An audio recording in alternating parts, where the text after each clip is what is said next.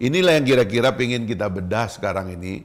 Anatominya seperti apa, arsitekturnya seperti apa, persiapannya seperti apa, bagaimana kita memimpinnya, sesuatu yang saya kira perlu diimajinasi secara lebih real hari ini. Sebab sesuatu yang tidak pernah kita imajinasikan, kita tidak pernah sampai ke sana.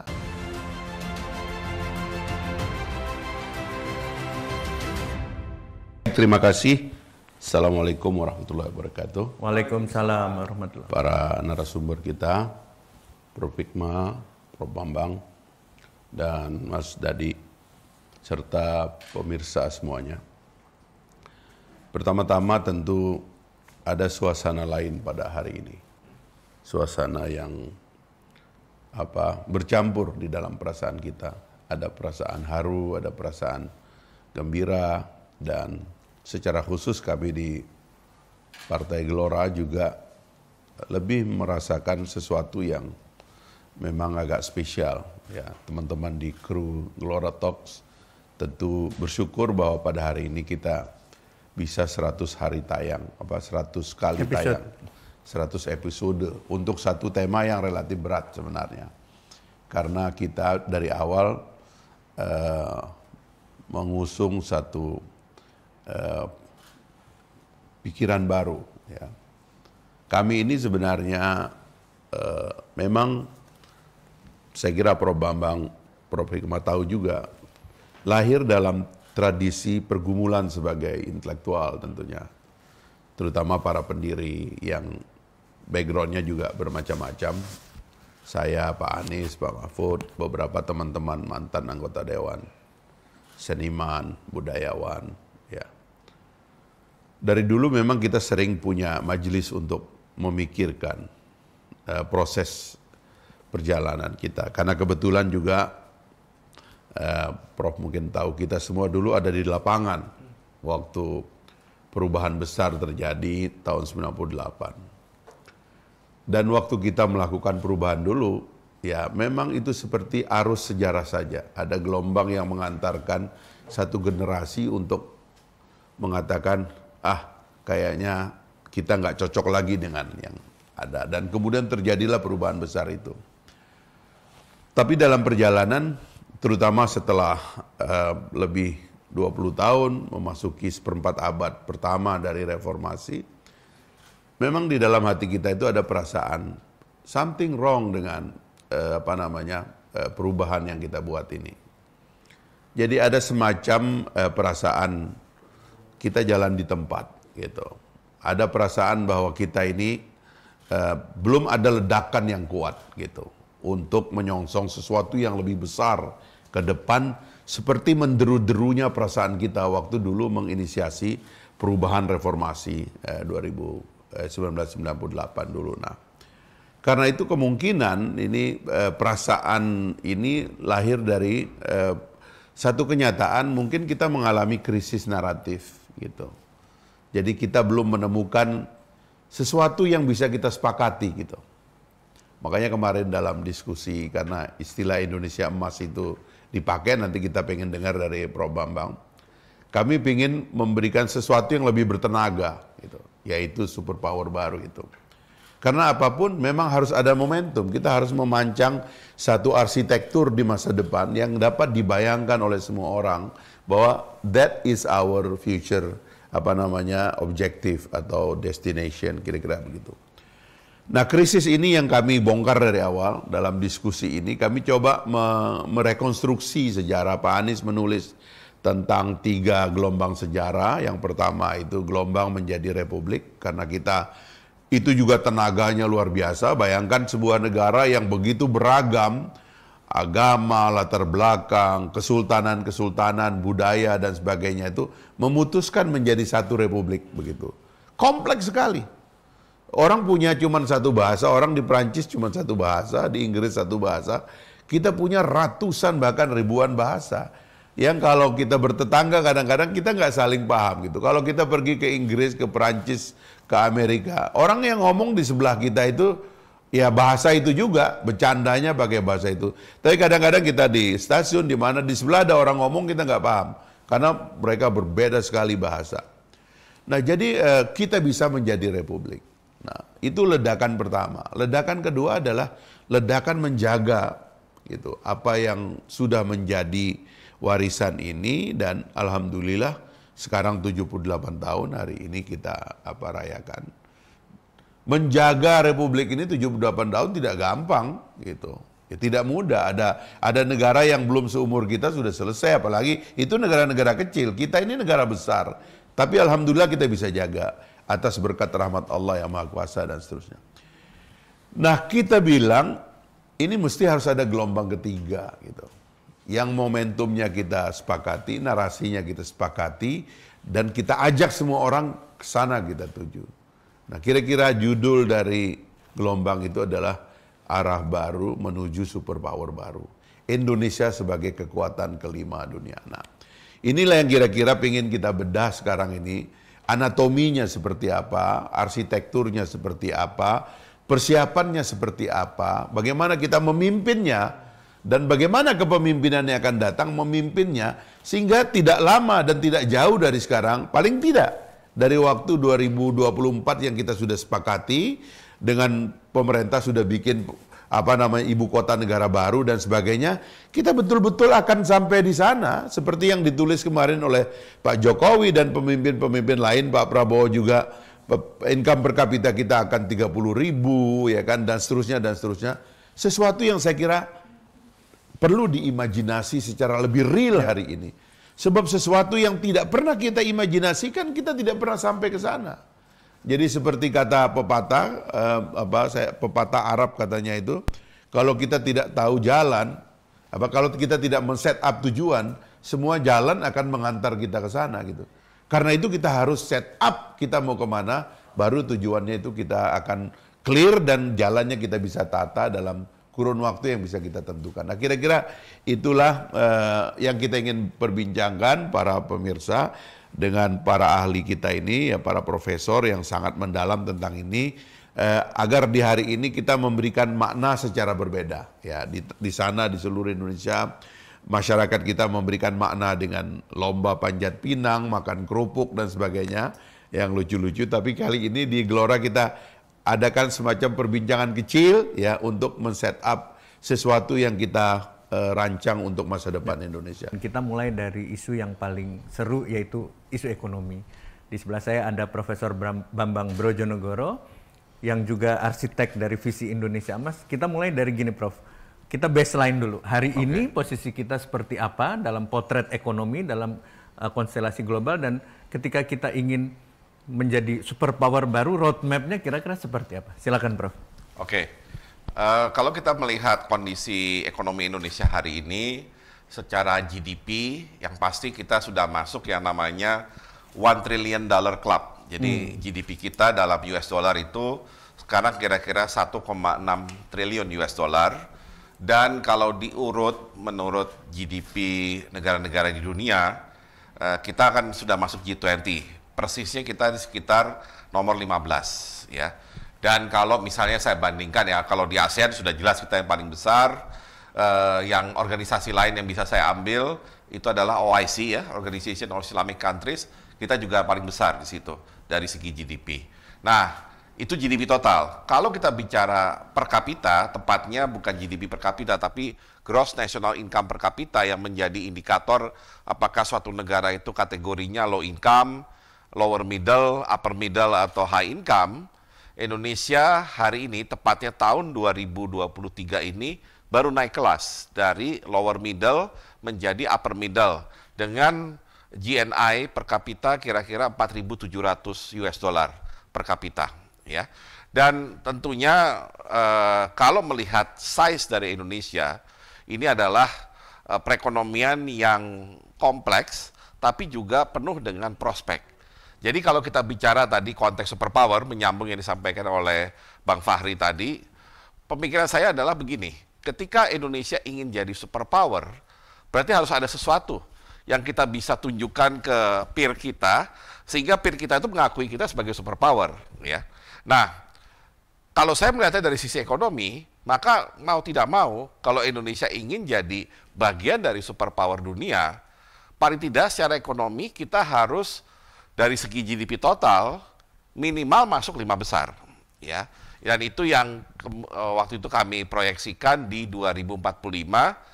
Tentunya bukan proyeksi kami sendiri, ya. Ada juga dari Megatrend, ya, suatu studi yang melihat dunia di tahun 2050. Kemudian juga ada dari beberapa konsultan internasional.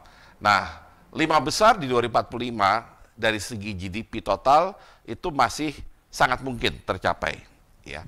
Nah, yang lebih menantang sebenarnya bukan 5 besarnya, tapi apakah tahun 2045, 100 tahun kemerdekaan, Indonesia gross national income per kapitanya sudah di atas 13.000 US dollar, ya.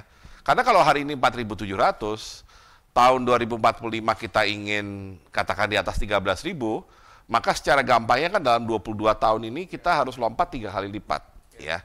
Nah, jadi itu tantangan terberat, ya, karena ternyata kalau melihat sejarah perkembangan ekonomi berbagai negara di dunia, sayangnya lebih banyak negara yang gagal keluar dari namanya jebakan pendapatan kelas menengah, middle income trap, dibandingkan negara yang berhasil.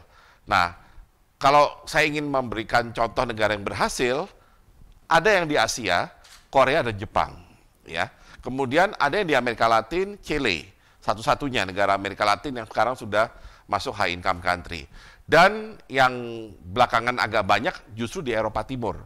Ya, jadi negara-negara anggota EU itu, termasuk yang terakhir Rumania dan segala macam, itu sekarang sudah masuk kategori high income. Nah, karena Indonesia negara besar, penduduknya tahun 2045 diperkirakan 320 juta, dan ini juga salah satu sebenarnya sumber dari kalau kita ingin jadi superpower, penduduk kita besar, ya, nanti juga ekonominya besar. Nah, bagaimana negara yang 320 juta bisa punya income per kapita yang di atas 13.000 US dollar, ya. Ini menurut saya tantangan terbesar. Itulah kenapa kita perlu visi, ya. Karena kadang-kadang orang ada yang bertanya, ngapain sih kita repot-repot bikin dokumen tentang visi, ya. Ya, sejujurnya ini kita bukan hanya senang-senangan bikin dokumen, melakukan exercise ilmiah, bukan. Indonesia tuh belum negara maju soalnya, ya. Jadi untuk menjadi negara maju dengan effort yang tadi sudah saya katakan tidak mudah, harus ada kesamaan visi, kesamaan arah, ya. Saya nggak bisa membayangkan Indonesia yang demokratik, setiap 5 tahun bisa ada pergantian pemerintahan, perubahan arah politik, kemudian punya cita-cita besar yang tinggal 22 tahun. Nah, dengan dinamika 5 tahun, saya terus terang kalau tanpa visi agak sulit membayangkan. Bisa nggak kita mencapai suatu tujuan ketika di tengah jalan nanti ada yang mau ke kiri, ada yang mau ke kanan, ada yang mau lempeng, ya. Jadi intinya kita ingin agar visi ini menjadi guidance buat kita semua. Dan sekaligus, ya seperti yang disampaikan oleh Bang Fahri tadi, yaitu mungkin jalan untuk kita nanti akhirnya bisa mengatakan kepada peer kita di dunia, di global, Indonesia sudah jadi superpower. Karena Indonesia ekonominya besar, penduduknya besar, dan sejahtera. Jangan sampai kita hanya pamer penduduk besar, tapi penduduk kita sebagian besar belum sejahtera. Ya. Gitu. Pada saat yang sama, ekonomi dunia kan beralih dari ekonomi sumber daya ke ekonomi pengetahuan. Betul. Nah ini gimana dalam waktu 22 tahun mengejar 13.000 ketika landscape ekonomi dunianya tuh bergerak gitu. Ya, betul sekali. Memang kalau kita bicara tren ke depan, orang akan bicara dua kata kunci. Yang satu sustainability, yang satu digital. Ya, jadi memang ini suatu keniscayaan bahwa perkembangan ekonomi ke depan akan dipengaruhi dengan upaya berbagai negara di dunia untuk bisa masuk ke pola yang menunjang keberlanjutan, apakah itu dari segi energi, transportasi, maupun dari berbagai aktivitas ekonomi lainnya, ditambah memang model bisnis ke depan akan sangat dipengaruhi oleh digital. Ya, jadi artinya apa yang kita lakukan hari ini mungkin tidak relevan lagi beberapa tahun lagi, karena semuanya sudah digitalized. Tapi di satu sisi, karena kita ingin jadi superpower tadi, ada sebenarnya aspek, atau bukan aspek maksud saya, potensi yang sudah kita miliki untuk jadi modal superpower, sumber daya alam. Bagaimanapun sumber daya alam itu tetap akan dibutuhkan oleh siapapun di dunia. Ya, seberapa hebatnya teknologi itu berkembang, ya, manufaktur itu akan berkembang seperti apa, mereka tetap butuh namanya raw material. ya, bahan baku, ya, atau ada istilah juga bahan penolong. Nah, bahan baku, bahan penolong ini biasanya nggak jauh-jauh, pasti larinya ya di sekitar apakah hasil tambang atau hasil dari pertanian yang kebetulan Indonesia memiliki dalam jumlah cukup besar. Jadi untuk menjawab pertanyaan tadi, kalau saya coba simpulkan, dalam 22 tahun ke depan itu, kita harus pandai mengawinkan antara kemajuan teknologi dengan kemampuan kita mengolah sumber daya. Dengan kata lain, kita harus bisa memaksimalkan nilai tambah yang bisa dihasilkan oleh sumber daya tersebut. Jangan sampai istilahnya kita kembali lagi cuma jadi petani atau penambang yang kerjaannya cuma tinggal tunggu order. Saya pesan sekian hasil pertanian, saya pesan sekian hasil tambang, kemudian kita dengan senangnya memberikan itu kepada pembeli. Ya, bukan itu yang kita harapkan.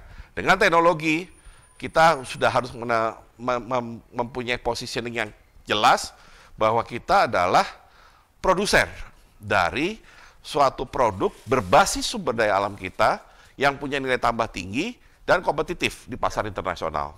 Satu lagi, Prof, terakhir.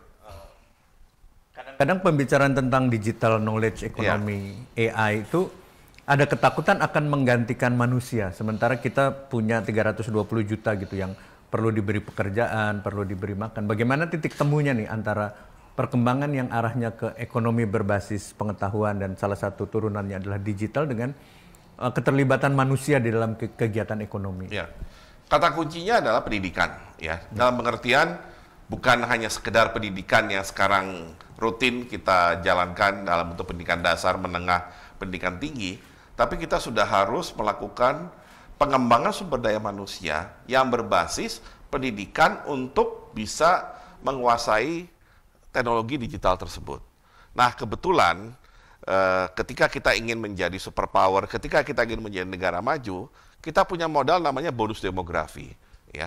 Sebagai contoh, nanti pemilu tahun depan, 52% pemilih itu adalah penduduk yang berusia 40 tahun ke bawah, jadi 17-40 tahun. Jadi artinya apa? Mereka ini generasi muda. Mereka ini generasi yang tidak seperti kita yang barangkali masih agak gagap berbicara dengan digital. Mereka adalah generasi yang justru mencari apa tantangan baru di bidang digital. Ya, jadi artinya mereka itu harusnya menjadi generasi yang lebih siap latih dibanding generasi kita. Nah, karena mereka siap latih, harapannya mereka bisa masuk dalam teknologi digital. Dan jangan lupa, teknologi digital itu selain memang bisa berpotensi menghilangkan berbagai jenis pekerjaan, terutama yang sifatnya rutin atau yang tidak terlalu membutuhkan skill terlalu banyak, tapi di sisi lain akan menimbulkan atau menciptakan jenis pekerjaan baru.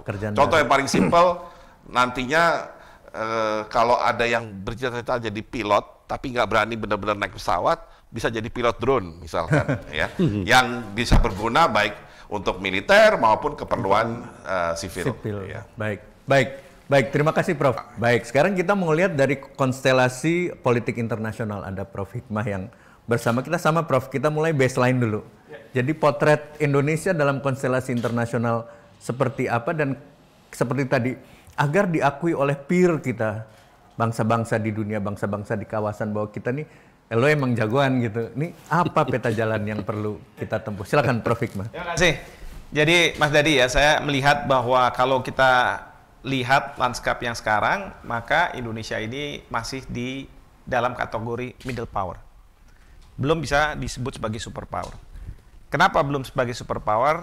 Ada 3 hal penting. Pertama, kita tidak bisa membentuk atau men-shape dunia ini seperti apa.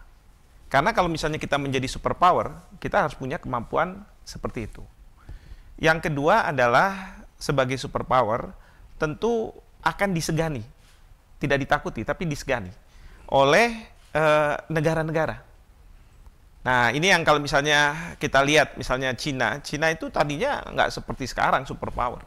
Tapi kita tahu sekarang bagaimana perkembangan di dalam negeri Cina yang membuat Cina itu disegani. Di samping dia bisa juga men-shape policy itu kemana arahnya. Dan yang ketiga adalah tentu ini semua harus didukung oleh sumber daya manusia. Kalau sumber daya manusia ini menurut saya sangat penting. Karena di Indonesia, saya melihat bahwa sumber daya manusia kita sebenarnya banyak yang pintar, tapi pengambil kebijakan kadangkala masih ragu di dalam membuat keputusan-keputusan. Nah, ini yang harus dihilangkan. Jadi kadang-kadang ini berkaitan dengan mindset. Jadi kalau mindset kita masih seperti middle power, sampai kapanpun kita nggak akan jadi super power. Walaupun secara ekonomi, secara militer, kita sudah di situ. Tapi cara kita berpikir selalu mengatakan bahwa sudah kita tidak mau ngambil resiko. Nah, jadi 3 hal ini sangat penting. Nah, pertanyaannya adalah bagaimana ini? Sebenarnya sudah ada modalitas. Ya, kita ini dari waktu ke waktu sejak memperoleh kemerdekaan sudah ada warna itu. Bagaimana Bung Karno? Tapi ada tapinya. Bung Karno sangat hebat di dalam menyampaikan ide-ide besar beliau. Permasalahannya adalah tidak disustain dengan anggaran mungkin, kondisi nasional mungkin, dan lain sebagainya. Ya. Pada masa Pak Harto, semua ada. Tetapi zaman masa itu, kita tidak seperti Bung Karno justru. Outward looking. Ya, sangat keras dan lain sebagainya. Nah, setelah itu, memang ada variasi-variasinya. Zaman Pak SBY, memang sangat terlihat internasionalisasinya, kira-kira seperti itu. Tapi tidak mungkin pada masa sekarang ini, meskipun pada waktu kita memegang presidensi G20 kemarin, banyak yang melakukan, yang memberikan apresiasi, bahkan banyak yang terkejut. Karena apa? Presiden Jokowi ini kan belum pernah menghadiri sidang umum PBB. Jadi orang melihat profil itu, wah, di sidang umum PBB memberikan pidato, ya. Tapi pada waktu G20 beliau bisa mempunyai strategi-strategi bagaimana meskipun belum berhasil mengupayakan penyelesaian perang di Rusia dan Ukraina. Terus terang pada waktu Rusia menyerang Ukraina untuk pertama kali, beliau mengatakan bahwa stop perang. Karena perang ini bisa mempengaruhi ya kemanusiaan. Dan itu saya katakan ini satu sikap yang kita tidak mengekor ke Amerika Serikat, yaitu mengutuk Rusia, tetapi juga kita tidak mendukung Rusia. Karena yang kita inginkan adalah akhiri perang. Saya katakan, kalau saya ini kan katanya ahli hubungan internasional, tapi background saya ini hukum internasional. Saya katakan, kalau Rusia menyerang itu, dia selalu mengatakan, saya menggunakan pasal 51 Piagam PBB. Sementara Ukraina, yang didukung oleh Amerika Serikat, mengatakan bahwa berdasarkan pasal 2 ayat 4 Piagam PBB, sebuah negara tidak boleh menggunakan kekerasan untuk mengganggu integritas teritorial dari negara lain. Artinya, dua-duanya menggunakan pasal. Artinya apa? Hukum internasional pada masa saat ini, pada masa sekarang ini, hanya dijadikan legitimasi. Bukan dijadikan basis untuk kita menentukan, oke, kita harus ikuti aturan seperti ini. Jadi kayak di dunia pengacara lah ya, Bang Fahri ya. Kalau di dunia pengacara itu katanya maju tak gentar membela yang memberi surat kuasa. Bukan yang membayar ya, saya nggak bilang membayar ya, yang memberi surat kuasa. Nah, jadi permasalahannya adalah di dalam konteks internasional itu tidak ada hakim yang menentukan. Lalu kita bisa bertanya kepada Amerika, gaya Amerika menjalankan politik luar negerinya itu adalah we are the judge. Tidak hanya we are the police of the world, tapi kita juga adalah hakim yang menentukan secara moral ini benar, secara moral ini salah. Itu sekarang sudah tidak disukai lagi. Dan itu Presiden Macron mengatakan pada tahun 2019, gaya seperti itu sudah tidak dikendaki oleh masyarakat internasional. Tapi juga kalau saya melihat ya, gaya seperti Rusia, bahkan Cina gitu ya, mungkin juga tidak disukai juga. Rusia mungkin dengan apa namanya masa lalunya Uni Soviet gitu ya, Soviet Union yang sangat kuat dan ingin menghidupkan kembali.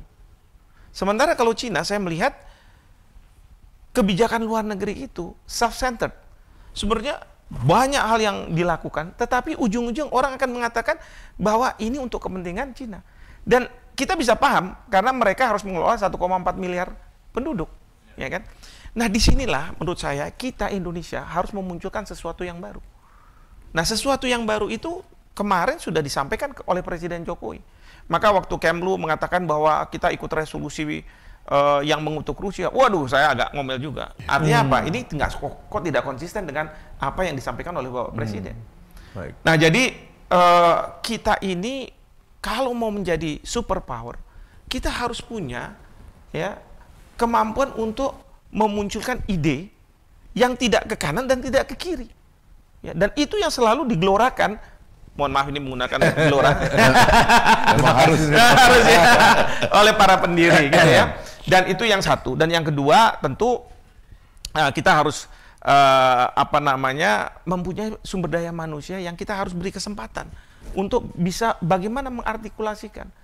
Ya, memang di satu sisi para birokrat ini penting. Kenapa? Katanya kalau politisi itu come and go, 5 tahun sekali masuk dan keluar. Tapi kalau birokrat itu kan they are there to stay. Jadi untuk memastikan bahwa 2045, 22 tahun ke depan ini kita bisa sampai ke titik itu, menurut saya para birokrat harus jangan diganggu, gitu kan? Yeah. Nah, kebiasaan misalnya saya jadi politisi, ganti eselon 1, ganti eselon, itu harus nggak boleh. Karena mereka yang memegang visi itu. Seperti di negara-negara maju seperti Inggris, kan menteri bisa berganti 6 bulan sekali. Yeah. Tapi kok bisa sustain gitu ya? Nah itu. Birokrasinya. Birokrasinya. Jadi hal-hal yang seperti itulah yang harusnya kita punyai gitu ya untuk bisa sampai menjadi kekuatan super power. Karena saya setuju dengan apa yang disampaikan Pak Fahri, kita ini sudah merdeka jadi satu republik. Kedua adalah kita sudah melakukan berbagai macam pembangunan internal.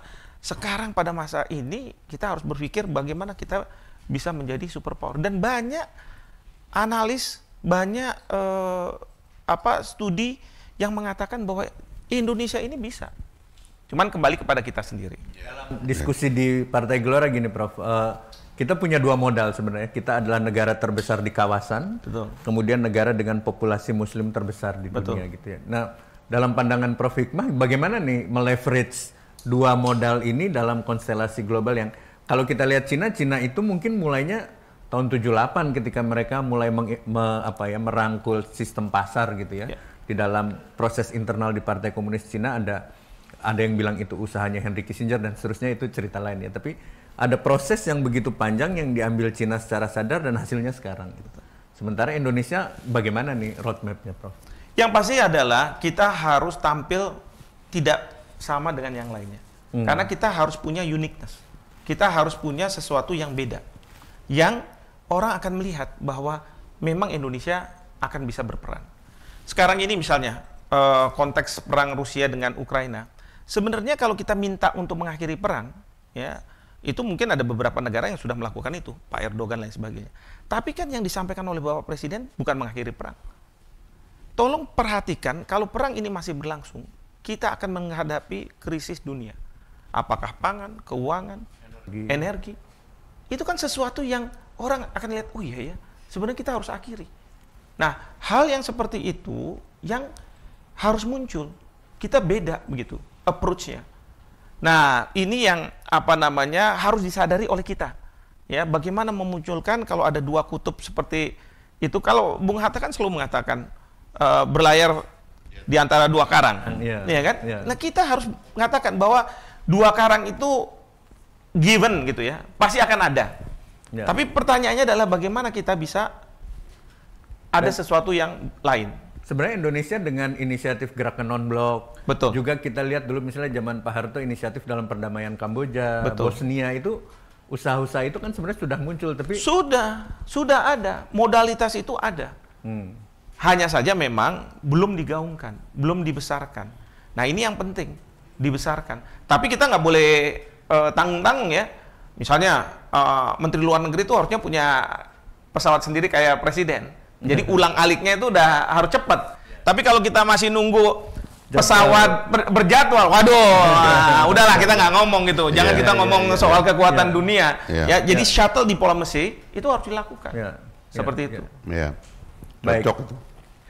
Sekarang terakhir nih, Prof, memadukan antara militer dan diplomasi internasional kita sampai di mana nih, Prof? Nah, jadi gini, kalau saya lihat ya, misalnya Cina ekonomi berkembang sangat luar biasa. Tapi dia tahu bahwa ini harus didukung dengan kekuatan militer. Karena kalau misalnya tidak didukung dengan kekuatan militer, ya mereka akan goyah ke kanan dan ke kiri. Misalnya, mereka bisa mengklaim 9 garis putus. Orang tanya, ini nggak ada aturannya dan lain sebagainya. Tapi mereka tetap aja ada di sana. Dan mereka, walaupun tidak menggunakan kekuatan militer, tapi paling tidak memberikan image bahwa kalau misalnya ada yang mengganggu saya, militer saya mau bermain. Padahal nggak boleh itu di sana, itu kan. Tapi sekarang Coast Guard mereka sudah dipersenjatai, coba bayangkan. Iya. Artinya apa? Kita mau tidak mau juga harus membangun kekuatan militer, meskipun mungkin tidak digunakan. Ya kan? Tidak digunakan. Tetapi menunjukkan bahwa kita tidak hanya tadi yang kita dengar, kuat itu tidak hanya secara ekonomi, kuat itu tidak secara militer, gitu kan? Tapi kuat itu juga harus bagaimana diplomasi. Tapi diplomasi ini kalau nggak kuat, ya kalau nggak ditopang oleh, mohon maaf, militer dan ekonomi, nggak ada. Ya, kita nggak akan bisa. Saya khawatir seperti masa Bung Karno, sangat agresif, artikulatif kalau berbicara, tetapi secara ekonomi kita nggak ditopang. Nggak kuat. Nah, nanti militernya juga seperti itu. Baik. Kebayang ya, jadi tadi kita udah lihat PR ekonominya, kemudian juga bagaimana modal-modal kekuatan, mungkin yang sekarang juga lagi ngetren lagi diomongin tuh soft power ya, Prof ya, soft power. Baik, kalau gitu saya mohon komentar Bang Fahri dulu dari masukan narasumber. Terima kasih. Dua perspektif yang saya kira cukup memberikan kepada kita situasi dasarnya, baseline-nya tadi. Dan saya kira sebagaimana juga kita menganalisis secara umum sebenarnya bahwa peluang kita ini tidak saja ditentukan oleh keadaan kita sendiri, tapi juga keadaan dunia sekarang juga bisa menjadi peluang. Pertama-tama saya kira juga kan di tingkat dunia ini kan ada krisis narasi juga. Karena krisisnya pemimpin-pemimpin intelektual kan. Kalau kita lihat yang ada sekarang aja ini kan sebenarnya si bahan bakunya itu ya kita boleh lawan lah orang-orang ini. Nggak terlalu sophisticated lah. Kalau kita bicara pemimpin-pemimpin zaman dahulu di seluruh dunia itu kan raksasa-raksasa yang apalagi di masa-masa kemerdekaan dulu kan. Apa namanya Bung Karno, kan Nehru itu jago-jago itu. Jadi kalau di kita sekarang ini kan relatif operator-operator ini sebenarnya itu. Ya, kadang-kadang kita bilangnya operator kaum kapitalis gitu, kita bilangnya begitu. Nah jadi narasi akhirnya nggak ada juga yang agak canggih gitu. Waktu kita lahir itu Bung Karno bisa menangkap jiwa zaman dan dia juru bicarai gitu. Jadi kalau kita pada waktu itu berbicara tentang anti-kolonialisme, anti-imperialisme, itulah Soekarno di seluruh dunia. Makanya kemudian nama Soekarno menjadi nama jalan di mana-mana di dunia. Negara-negara Asia Afrika berkumpul di Bandung tahun 55, setelah itu begitu banyak negara yang merdeka, itu gara-gara mendengar pidato pemimpin Indonesia. Jadi pertama ini ada kekosongan naratif juga di tingkat global, karena itu juga Indonesia, ya kemarin tadi Prof. Hikmah mengatakan banyak orang kaget dengan Pak Jokowi waktu ke sini. Memang diperlukan juga sekali-sekali nyeramain orang di PBB buat bilang, wah ini berkelas ini pemimpin Indonesia ini kalau ngomong, mengobservasi keadaan dunia sekarang gitu. Nah yang kedua tentu pemimpin. Tadi itu jadi narasi ada krisis, pemimpin juga ada krisis. Jadi kalau suatu hari ada pemimpin Indonesia yang secara moral begitu merasa bahwa Indonesia bisa punya peluang dalam jajaran pemimpin yang dipertimbangkan, saya kira itu akan menjadi inilah peluang pintu pertama kita. Nah, lalu kemudian kita melakukan adjustment di dalam. Tadi Prof. Bambang mengutip sesuatu yang menarik ya. Memang sekarang ini ada kritik kepada demokrasi liberal ini kan, ya. Dan kita akhirnya seperti mendayung di antara dua karang, tapi digoda oleh dua karang ini gitu. Secara tradisional waktu kita memutuskan berdemokrasi, karena kita percaya bahwa demokrasi itu akan membuat peluang akan terbuka, semua orang punya kesempatan, pencerdasan akan lebih masif, lalu eskalasi kita untuk bertumbuh akan jadi lebih cepat gitu. Tapi di sisi itu kita melihat kok demokrasi banyak yang kacau. Ya kan, tidak lagi terkonsolidasi, menciptakan konflik yang kekanak-kanakan begitu ya, dan yang tidak diperlukan gitu. Bahkan juga kemudian negaranya itu gagal mengkonsolidasi konflik itu dalam satu sistem yang dinamis, yang terkendali untuk kepentingan bersama gitu. Apa munculnya orang-orang pemimpin-pemimpin di barat yang kekanan-kananan gitu kan.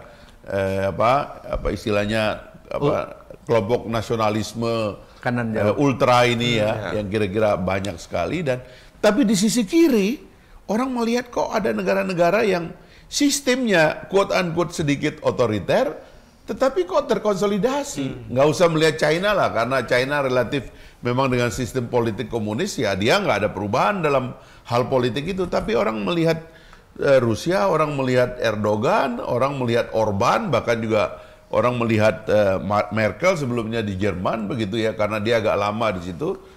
Transformasi, konsolidasi, bahkan krisis datang mereka bisa kendalikan. Nah akhirnya ada godaan kepada kita. Menurut saya ini godaannya nggak boleh terlalu ke kiri, nggak boleh terlalu ke kanan gitu loh. Makanya adjustment tadi termasuk yang Prof mengatakan, bagaimana kalau kita kembalikan itu mix system aja. Jangan parlementer, karena demokrasi liberal tahun 50-an kita agak trauma dengan konflik pemerintahan yang begitu cepat turnovernya begitu, atau jangan juga terlalu otoriter begitu sehingga kita memerlukan mix. Saya tuh sebenarnya mengusulkan Prof dalam sistem pemerintahan kita mix dua hal. Kita mix sistem distrik dengan penguatan MPR. Sistem distrik membuat wakil rakyat itu lebih mengakar kepada yang memilihnya, seperti sistem electoral college di Amerika Serikat begitu. Di sisi yang lain pemimpinnya boleh dipilih oleh MPR karena apa? Wakil rakyatnya mengakar gitu. Jadi mix ini mungkin bisa membuat kita lebih stabil dan tidak mengentertain adanya konflik yang terlalu luas di tingkat rakyat. Karena kita ini terlalu besar, kalau konflik itu turun ke bawah itu agak repot kita menghadapinya. Saya kira mix system inilah yang juga diperlukan untuk kemudian peta jalan kita itu dan rute kita itu tidak terganggu sepanjang jalan. Kira-kira itu mungkin. Pertama, kalau di tingkat masyarakat kan kita bersyukur bahwa kita ini sekarang hidup di alam yang bebas, sehingga semua orang itu punya kebebasan juga untuk mengejar mimpinya. Jadi anak-anak muda di Papua, kemarin Presiden membuka di Papua itu semacam innovation center untuk millennials ya misalnya. Karena negara melihat bahwa mimpi itu ada di mana-mana gitu. Termasuk tadi dari dari Kendari tadi. Nah, jadi di tingkat itu sebenarnya justru menurut saya negara kewalahan dengan mimpi masyarakat. Jadi kita ini terkepung. Kalau misalnya orang lihat Jakarta polusi katanya sekarang. Ya. Menurut saya itu kan artinya negara sebagai penjaga ruang publik itu kalah oleh kapasitas masyarakat yang bertumbuh lebih cepat. Mereka beli mobil lebih banyak, beli motor lebih banyak. Kemampuan negara membangun ruang publik, fasilitas umum, infrastruktur jalan, itu dikalahkan oleh kecepatan rakyat untuk mencapainya. Jadi saya sebenarnya nggak melihat ada masalah di rakyatnya karena kebebasan sudah dibuka. Justru sekarang ini adalah yang diperlukan itu konsolidasi pada tingkat terutama negara begitu. Karena itulah paling tidak 3 hal yang saya katakan berkali-kali itu persiapan ledakan itu mesti dilakukan pada 3 level. Ledakan pertama itu mesti ada ledakan naratif. Jadi istilah Indonesia emas, superpower baru, kekuatan kelima dunia, ini memang harus dulu menjadi kebawa mimpi. Kalau kita tidur itu ya kira-kira begitu gitu. Seperti saya ada cerita dulu dari paman saya bersekolah ke Amerika. Dia bilang, kapan saya merasa sudah menjadi orang Amerika waktu sekolah itu? Yaitu suatu hari saya bermimpi ibu saya dari kampung datang dan mengajak saya berbahasa Inggris. Oh. jadi kalau mimpinya itu sudah ada dalam arsitektur kita, dalam tidur kita, itu sebentar lagi dia akan jadi kenyataan atau sudah jadi kenyataan gitu. Nah jadi superpower baru ini harus jadi kosakata gitu. yang digelorakan tadi. Supaya dia segera wujud jadi kenyataan. Karena kalau tidak ada dalam kata-kata kita, dia nggak akan wujud dalam kenyataan. Nah yang kedua, kapasitas kolektif kita. Memang ini harus ada upgrading. Saya memang melihat misalnya ada banyak pemubaziran ruang publik ya. Harusnya media-media negara khususnya itu fokus ya untuk membangun apakah civic education atau apalah gitu. Sehingga kita jangan dicemaskan sedikit-sedikit dengan wah ini toleransi, wah ini apa namanya ada intoleransi dan sebagainya. Jangan itu terus, tapi maju ke depan. Civic education itu harus diisi betul-betul supaya kesadaran umum tentang ruang bersama itu makin kuat. Nah, baru yang terakhir adalah politik dan kepemimpinan. Dan saya kira tadi saya terinspirasi bagaimana supaya ke depan ini kita memberikan ruang kepada perencanaan jangka panjang. Ya. Seperti yang Prof terakhir bilang itu. Jangan pula kita mengentertain politik yang saling meniadakan. Presiden ini diganti oleh presiden yang akan membuat semua proyeknya mangkrak. Tidak diteruskan. Sedikit ada korupsi, nggak mau disentuh lagi. Rusak jadi abu. Nggak jadi apa-apa. Nah, ini kan berbahaya sekali karena itu uang rakyat, bukan uang politisi gitu. Saya kira inilah yang diperlukan dan mudah-mudahan ya kita sendiri di Partai Gelora berharap bahwa ke depan itu akan lahir kesadaran politik dari partai politik sendiri untuk memulai satu kontestasi gagasan besar dan mengkonsolidasi gagasan ini supaya ini betul-betul bisa menjadi tangga bagi Indonesia superpower baru itu. Saya kira itu.